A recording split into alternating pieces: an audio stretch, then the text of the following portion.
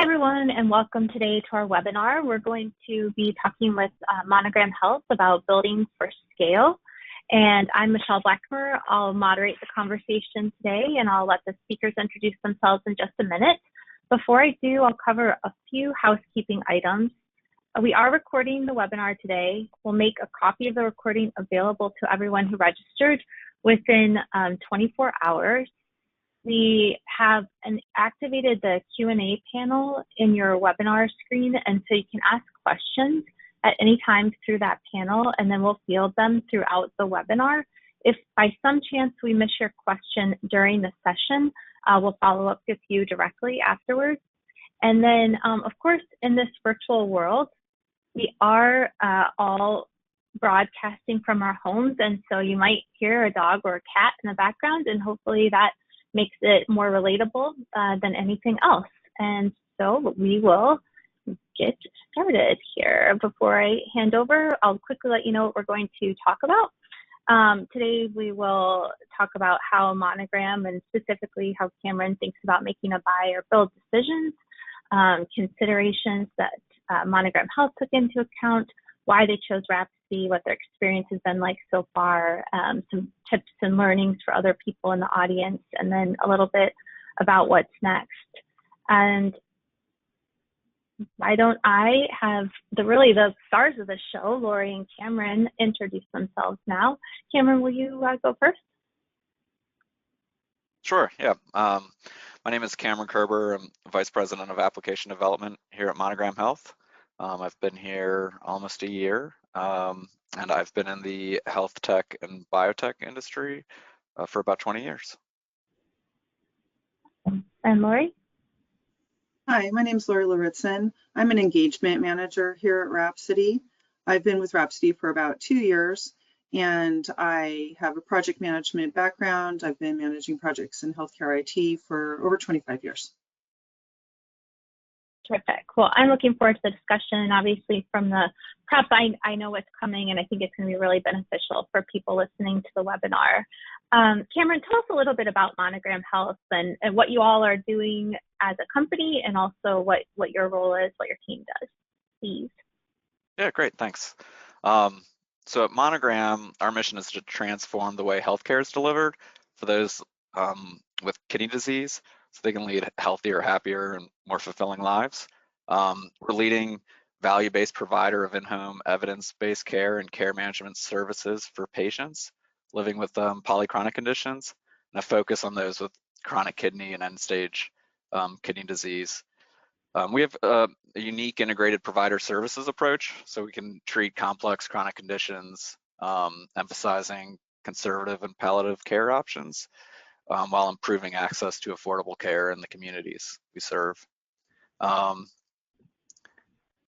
My team at a mix of software and people, right? Like you have. Yeah. Okay. Correct. We have a lot of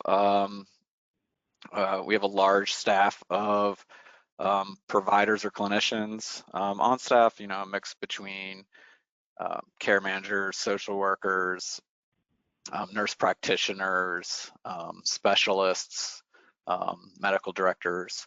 So we can really provide that interdisciplinary clinician team to being able to be responsive to the needs of our patients. It's a good question. So for the application. Oh yeah, go ahead. Sorry. I was like, wait, that is really interesting. But yeah, tell us also about your team. Thank you. So the application development team here at Monogram, we focus primarily on any of the applications our end users interact with. So primarily our clinical users, right? So where they are charting about our patients or utilizing data to intervene and know when to intervene with patients for our call center.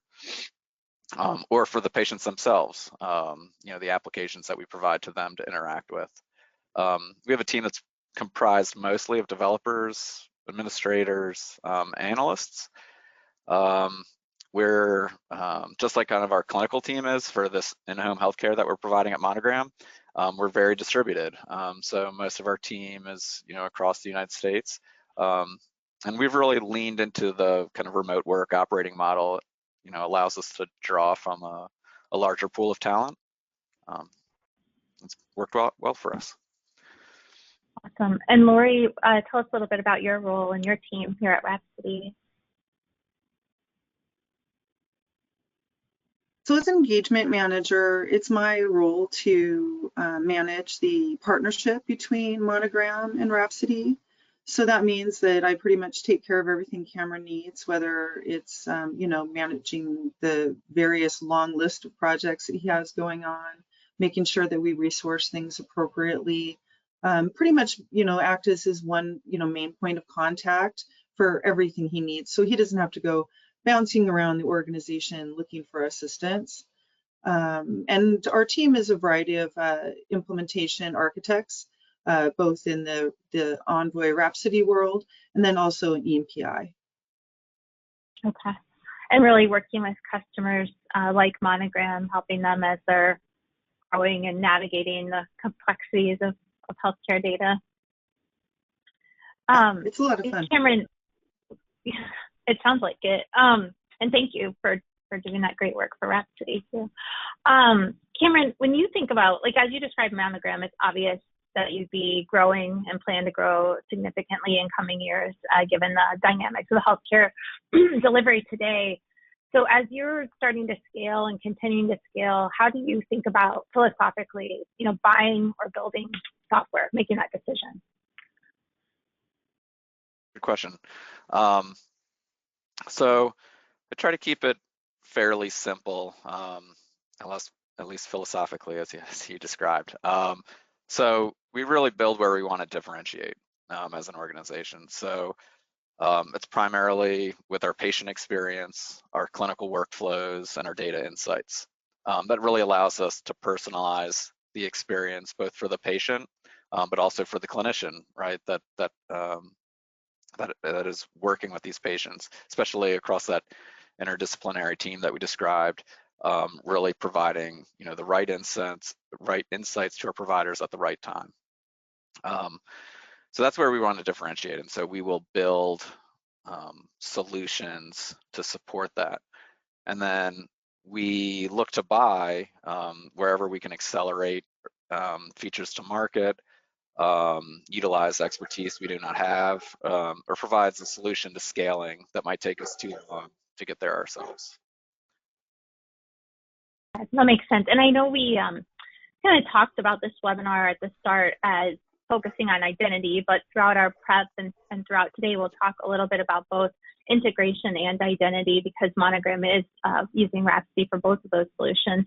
And so I guess in both of those cases, Cameron, you sort of looked at, here's where we're going to differentiate. And then when it comes to integration and identity management or master person index, those are two areas where the tech and expertise existed outside of Monogram. Is that, what made you start to realize, like, hey, integration and master person index are two problems we need to solve?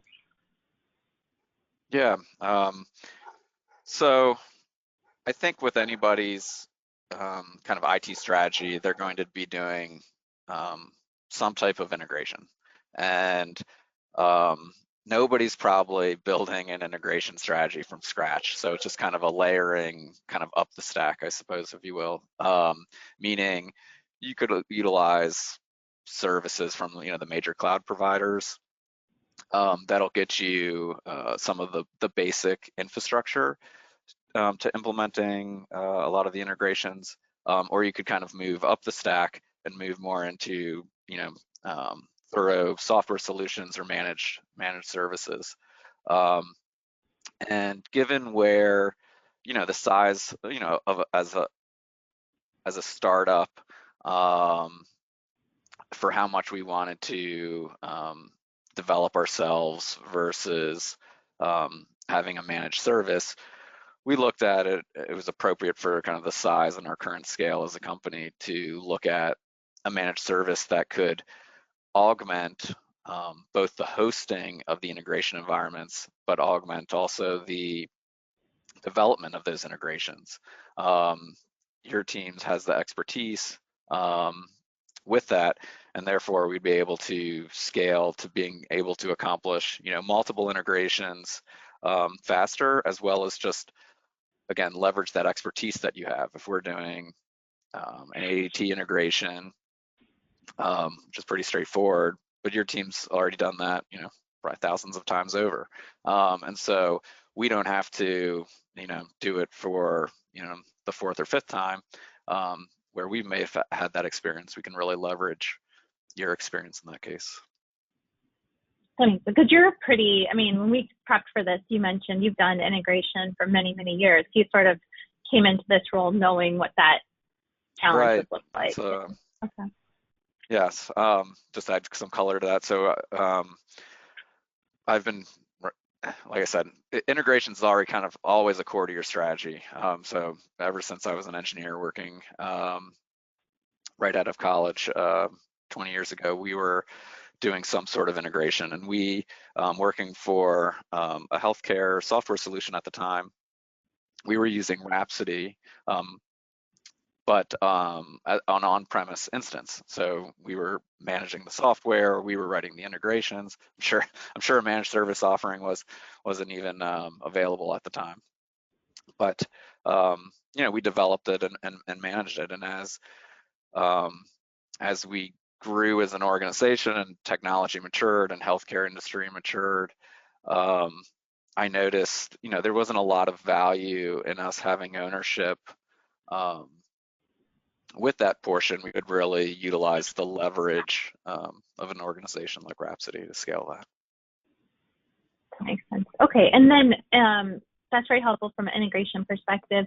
And then for Master Person Index, I think sometimes organizations will kind of think they can maybe make it a while before they need to think about a third-party Master Person Index. What was kind of happening for you, or were you anticipating that led you to pursue a Master Person Index?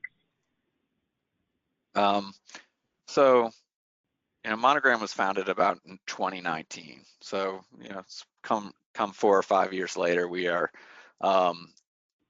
really investing in a solution from Rhapsody or around this. But until that time, we had,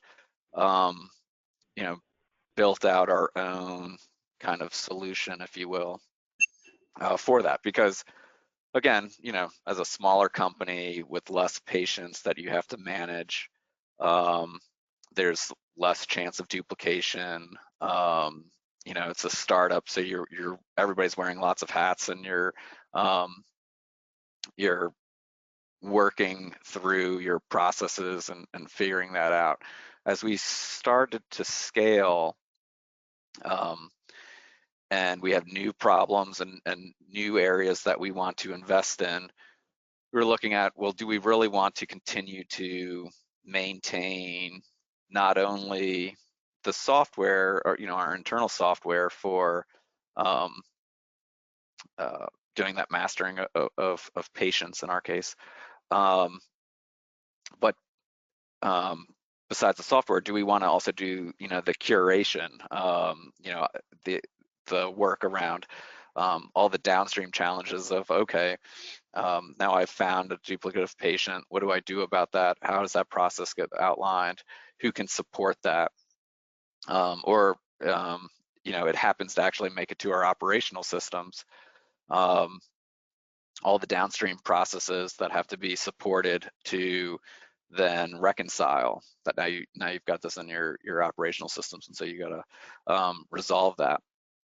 And so we really wanted to reduce all of those risks. So we wanted to remove the ownership of the maintenance around that code, and as well as enhance it. So we didn't, we had some basic checking, obviously, basic probabilistic checking around our master patient index. We wanted to have better tooling that supports who's potentially duplicative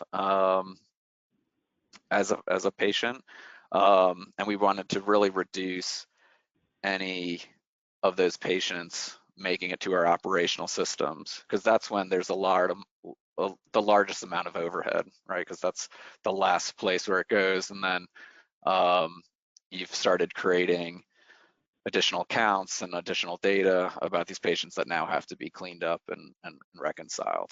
So just really wanted to reduce that. And so that's really why we wanted to make that investment as we've, really started to scale and grow our business. Yeah, that makes, I mean, I applaud you for thinking ahead about that. What kind of considerations did you give for buying a master person index? Like, how did you think about the business case, the ROI? Obviously, you mentioned reducing clinician burden, which is something that I imagine was paramount, but what other factors came into play? Yeah, so we have to, some of the things we just spoke about. So the responsibility for the time to build and maintain or upgrade any of the infrastructure that's supported of it. The level of troubleshooting that one has to do associated to these costs. And again, that's something our IT team could take on, but probably not the best use of our time when we talked about where we really want to differentiate either in that patient experience or those clinical workflows.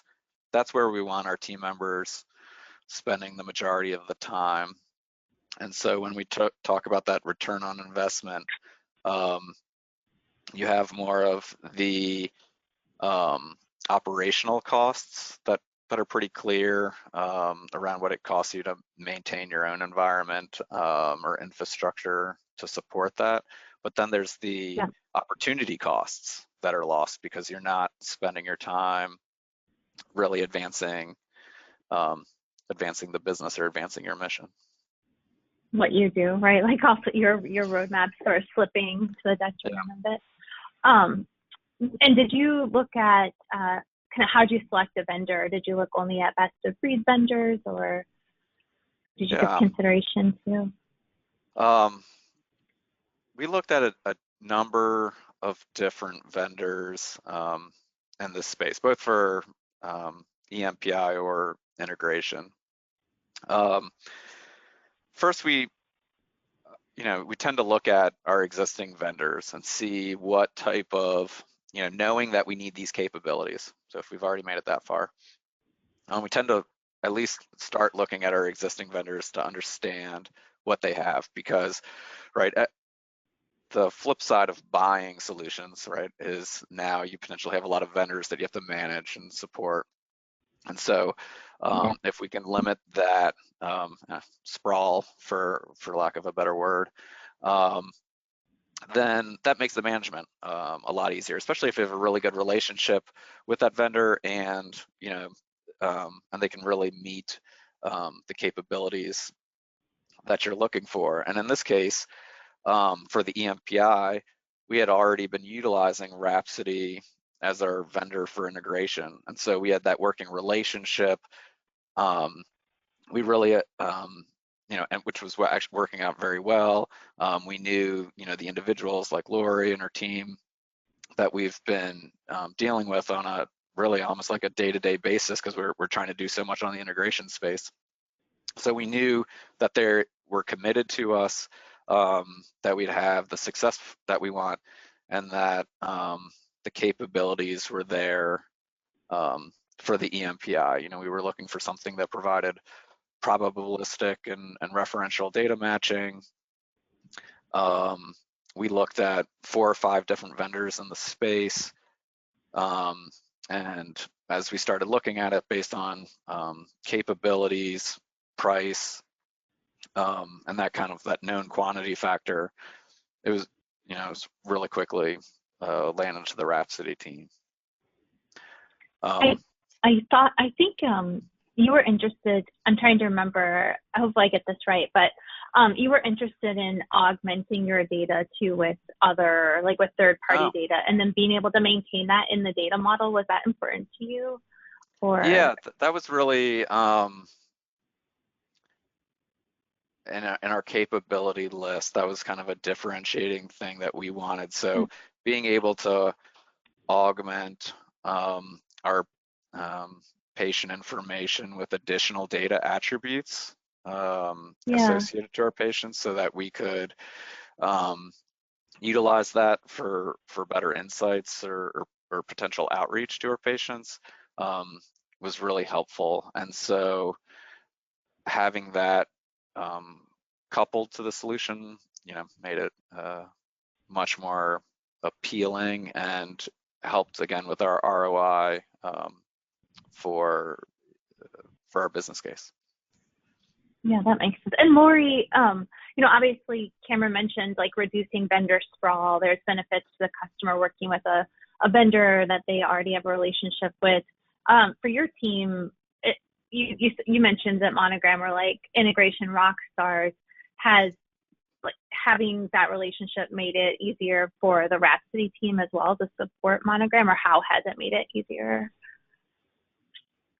Yeah, we had the relationship doing integration with Envoy early on, and learned really quickly how Monogram operates as far as how they run their projects, how many projects they like to run at the same time, what their needs are.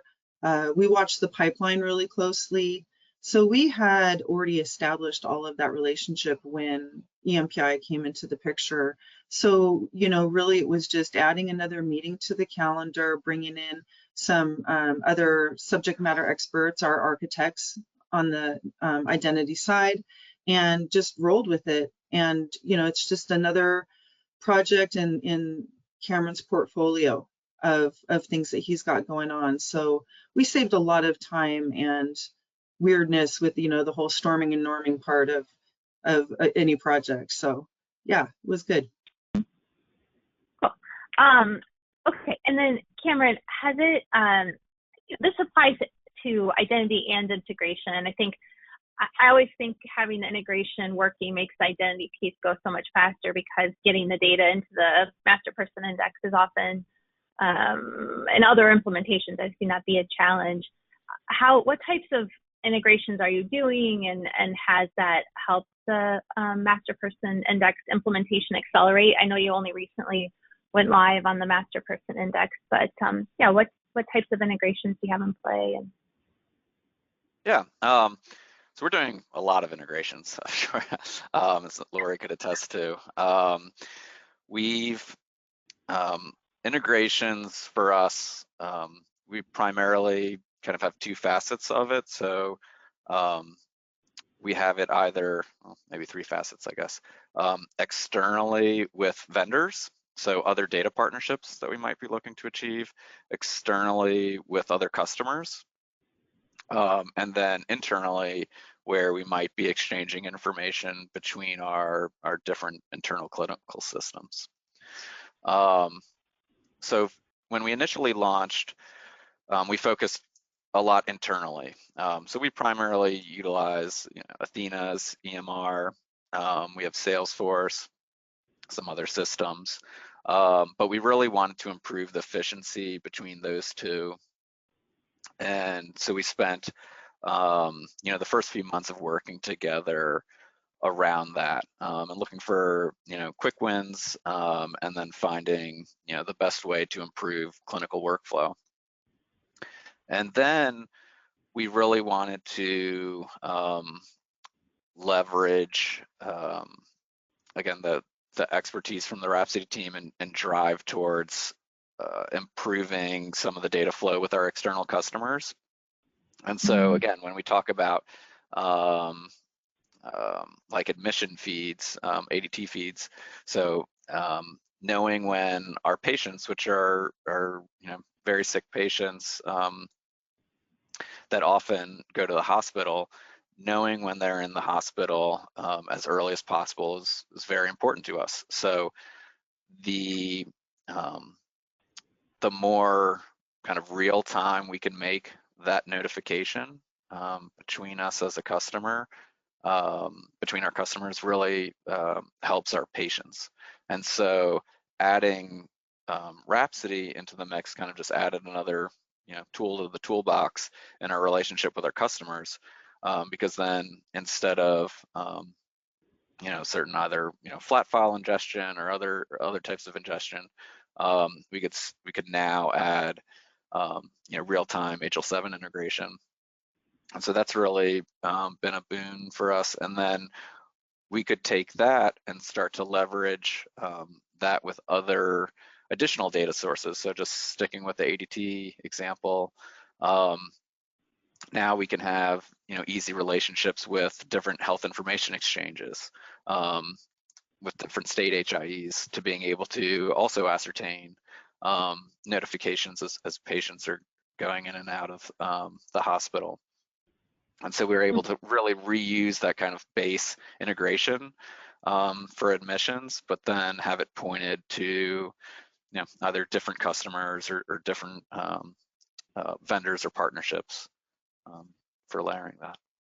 So then in that way, it speeds the time from like the time they agree to be a customer or partner till you go live. Has it accelerated that? Okay. Yeah, exactly. And it's just made it, again, do they see that benefit? Like do they realize that or feel that benefit, or do you think it's just remove the friction and so they don't really have to notice? From a customer standpoint or our clinician standpoint? Yeah. Well, both. So from a customer standpoint, I mean, you need options when talking to customers, right? Because you don't, there's going to be lots of different ways that you're going to end up trying to work and onboard a customer, and everybody has different preferred approaches.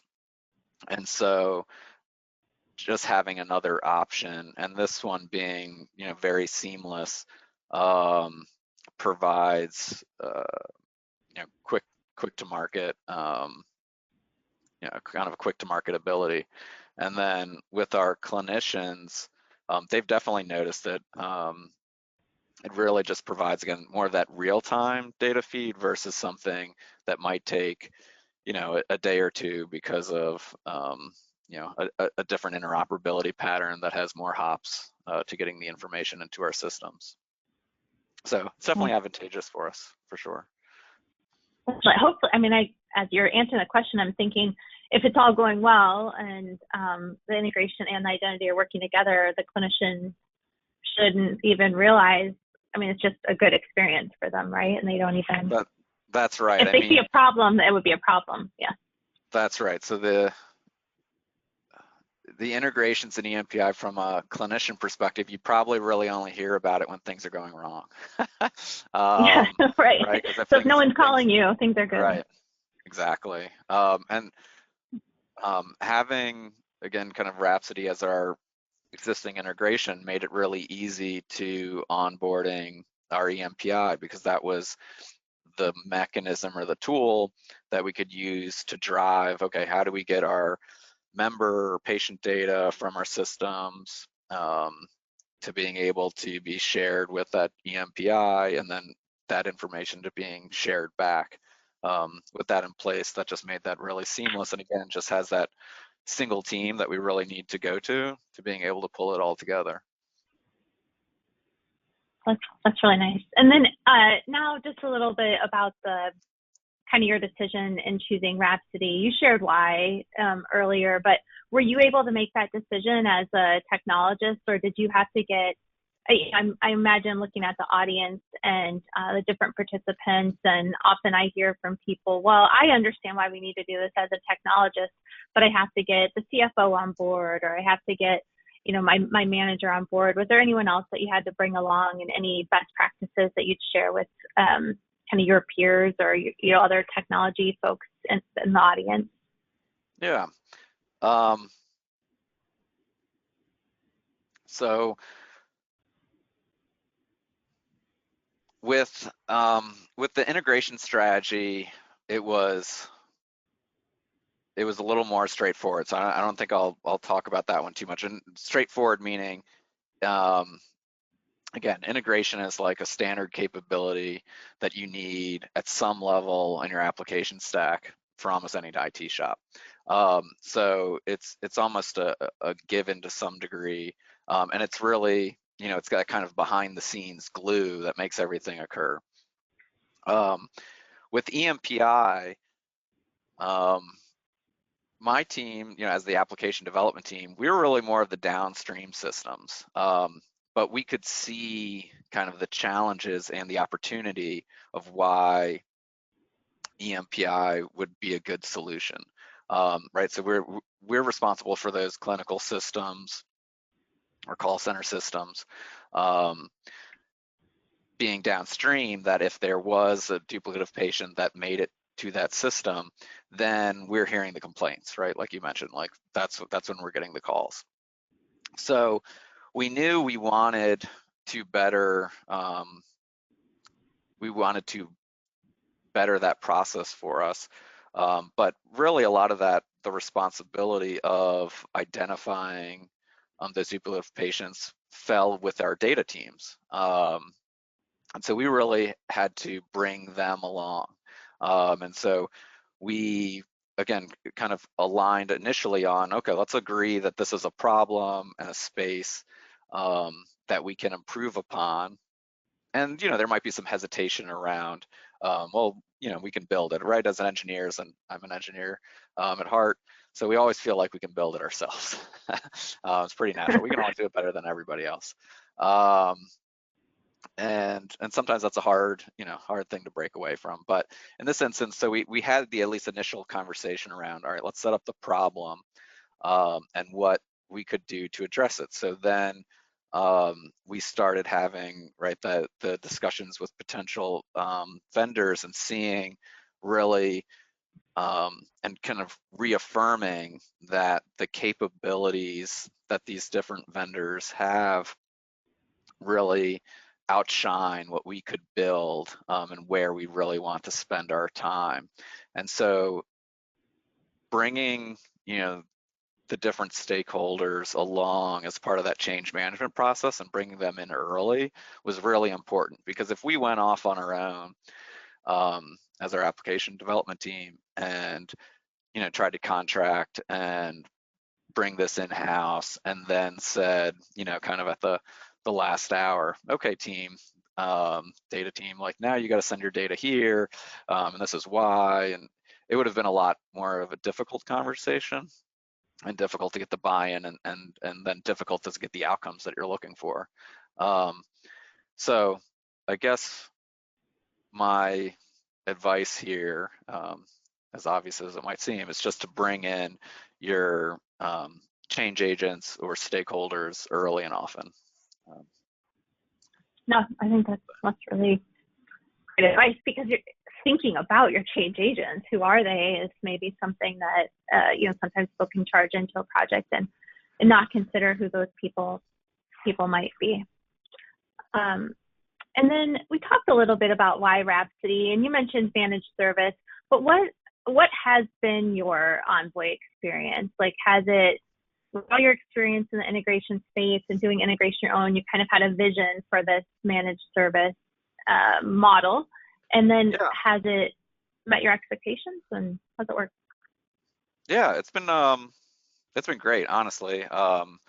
This is my first time using a managed service for this offering, so there was some hesitation. I won't say there wasn't. Again, can always feel like we can do it better. But the Rhapsody team has been really, again, kind of committed and responsive. We've had the same team since we started with this group almost a year ago, which is very meaningful, right? Like sometimes you work with vendors and you get a lot of churn and the team members you're working with, which, there's always things that come up, but then you have to kind of re-explain, and there's a knowledge loss that occurs with that, and so that's been really impressive. There's also just been the commitment. We work with the Rhapsody team definitely on a weekly basis, I would say almost on a daily basis, because we always have something else we're trying to improve or engage upon. And so having that high level of commitment is the other portion, because sometimes when you move something to a managed service, you might be concerned about the responsiveness, like, oh, I want to add this other integration, let me slot you in for 2 months from now when I can get to it. my team, but we haven't experienced any of that. Always been responsive, and I found a way to make our needs work, I guess, amongst all their other customers. Thanks. And Lori, I'll give you a chance to talk about you and your team. What's your philosophy? What's your approach? What's really setting Rhapsody and the Envoy team apart? First of all, I think it's the level of expertise that our team brings to the table.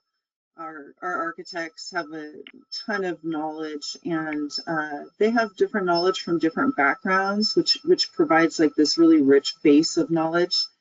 And like Cameron said, it's not a bunch of robots that are just coming in and out of the picture. You know, there's that level of commitment, and it's one team, really, is what we want to be, is one team, not your team and our team, one team, because this is a partnership, and it's our responsibility to help make them successful, whether it's helping build out the applications or having our integration folks, our experts, come in calls early on with their prospects, or however we can support them. You know, we do what we need to do. So it's been a great partnership, and it's been ideal. The other thing that's wonderful about working with Monogram is that Cameron comes to the table with each of his initiatives with a clear use case, a clearly defined business, problem that they're trying to solve. Subject matter experts, both clinically and from the technology side, to solve those problems. So it makes working through all of those projects really nice, because they get things done, and it's really wonderful to see that success. That's awesome. And I think, Cameron, you started to talk about this a minute ago, but it sounds like you and your team are really proficient, or perhaps purposeful, in thinking about how you break the problem space down into a manageable project to move forward. Is that sort of your personal philosophy that you brought into this project? Yeah, absolutely. I almost any project that I work on, we try to figure out exactly how you mentioned, breaking that problem space down to how we can get early feedback and early value for our business. That also allows us as a technology team, so one team, being able to discover those technology hurdles quicker, right? Just kind of following that agile mindset. So one of our internal applications that we integrate with has their own validation process for when we're doing a new integration. And so by breaking that problem space down, we were able to, for very first integration, to go through that validation process quickly, which was important because we learned more about that validation process and how long it takes. And then therefore, when we go through the next one, we can account for that or find ways to optimize it. So I think it's always important, both from the business perspective of how you can deliver value quicker, as well as from a technology perspective, because you will always find a lot of the hurdles right in the last hour trying to get something to production.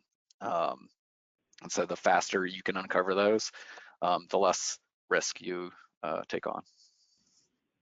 Love it. And as we get to the end of the webinar, is there anything that we haven't talked about that you're like, oh gosh, I think for sure people need to know this or need to be thinking about it? That's a good question. I think we've covered a pretty good amount today. I feel pretty good. Feels like we've covered good ground. I feel good for the audience here. What's next for Monogram? What are you going to tackle next? Good questions. So from a business perspective, we have a lot of growth. We have a lot of new customers. So we're, actively adding, thousands and tens of thousands of patients to our service to manage, which is great. We're also really leaning into driving focused on patients with polychronic conditions, and ensuring we have an employing specialists that can really, again, kind of really round out that interdisciplinary team and make sure as a patient, Monogram can support you. You do not have to, you know, have all these different referrals to different healthcare providers, and feel like there's gaps in care because of that. We can really kind of envelope you as a patient and providing that services. And so what that entails for our application development team are a lot more, you know, data integrations.